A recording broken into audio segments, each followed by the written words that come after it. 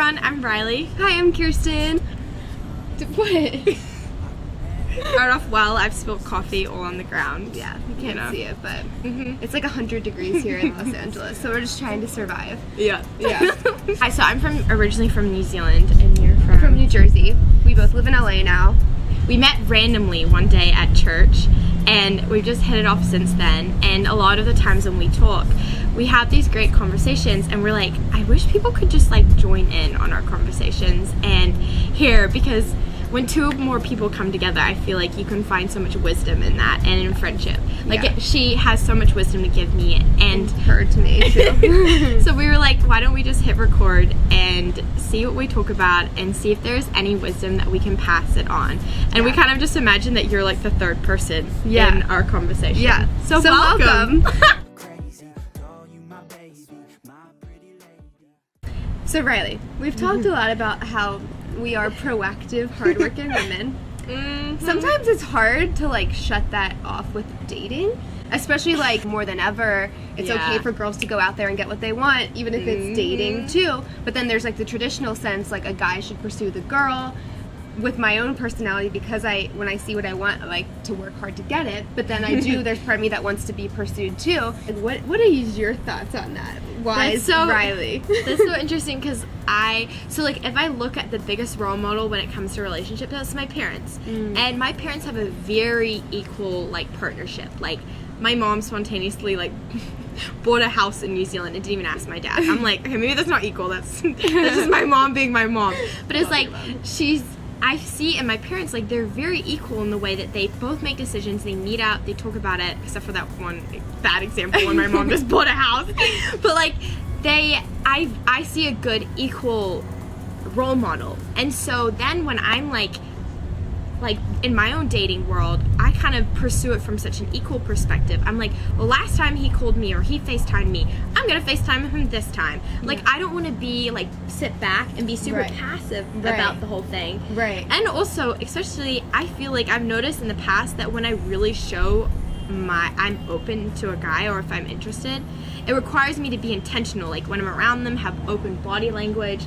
Like I text them and be like, I'm thinking of you, winky face. My touch is not my love language. Like I actually sometimes cringe when people touch me. Riley was telling me, you just need to like, when you're interested in a guy, like, you have to touch them. And you like touch their arm and you're like, you're so funny. I don't know how I feel about that still, but I do. I have noticed, like, sometimes I'll get in the habit of just like crossing my arms. But it's like, no, like, be open, because people, even if it's subconscious, like, read into that. She made me watch YouTube videos on how to flirt, so that's where we're at right now. Well, okay, this is a good little technique for you. Here we go. Tell us, Riley. Okay, hashtag YOLO. Okay, so I was learning about how one of the best techniques when you're like on a date with a guy is look at their eyes and then look at their lips and then look at their eyes again. She does this to me. I don't know. Well, I know it's because I'm lip reading people. Yeah. But like when it comes to guys, like look at their lips and then look up, and they're thinking you're gonna kiss them or they're gonna kiss you, and it like gets them thinking of that. It's just like a little clever technique. That is a nice. You're welcome. But yeah, I love what you said about just being equal in it. I think sometimes when you want something so bad, we'll like make excuses for the other person. Oh, well, they're just like hurt because of their ex-girlfriend, so they're not showing as much interest, or they're not calling me as much. You still have to like hold on to your value. It's a relationship. Like if I called Riley all the time and she didn't call me back, one-way street, like that's not valuing me. So maybe I'll just like step back. Like it should be equal in every relationship. And so I think with like the beginning stages of dating, especially if there's not that equal interest that you're getting, you can't make excuses for the other person. And my friend always says, she says, go back to the Factboard. And what she means by that is like, go back to the facts.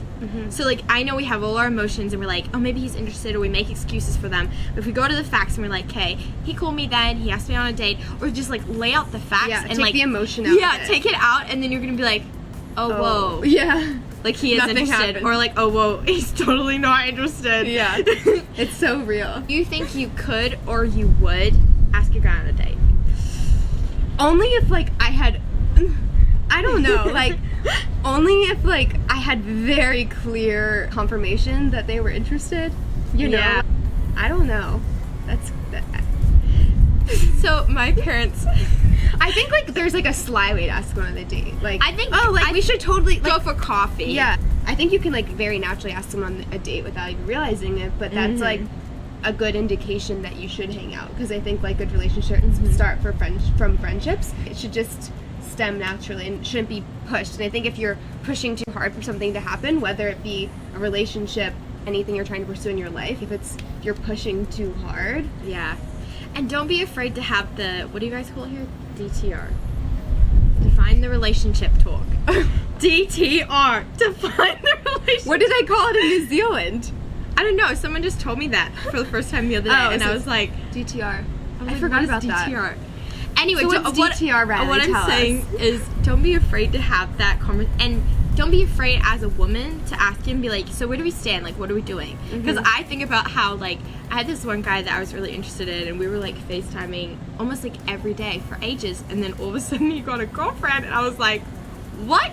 And I look back on it, and I'm like, I really wish that I had called him out on it, or been like, hey, so like we're intentionally pursuing a lot of time into each other, why? Right. But I was so afraid because I was worried about his opinion. I was just like overthinking the whole thing, that if I look back and if I had like gone to the Factboard, I would have just had that conversation. Right. Been bold. Right. Like I feel like and that's valuing that, not saying that you don't value yourself, because you do, but like valuing yourself also means valuing your time. Yeah, that's so when good. you look at what am I spending my time on, what is this, you know? And if it's just a friendship, that's fine if you want to choose to continue to invest your time into it, but it's like unfair to you when you think you're sowing into maybe a future relationship when it's not going that way. Communication is key, people. So if you're out there and you're like, is he interested, is he not? Girl, just ask him. And go to the Factboard and DTR. DTR. It reminds me of the summertime, way back in 2003. Hey, I've been chilling on the coast with my home.